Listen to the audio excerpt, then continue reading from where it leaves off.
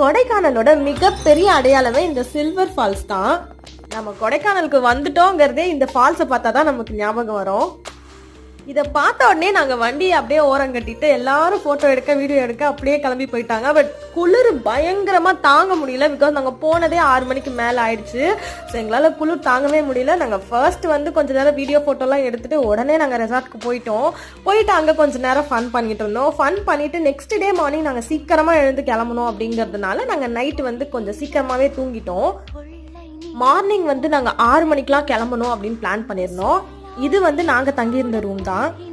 Slipper இல்லாமல் அந்த ரூமில் கால் கூட வைக்க முடியல, அவ்வளோ குளிராக இருந்துச்சு. நைட்டு ஃபுல்லாக என்னால் தூங்கவே முடியல, ரொம்ப பயங்கர குளிர்.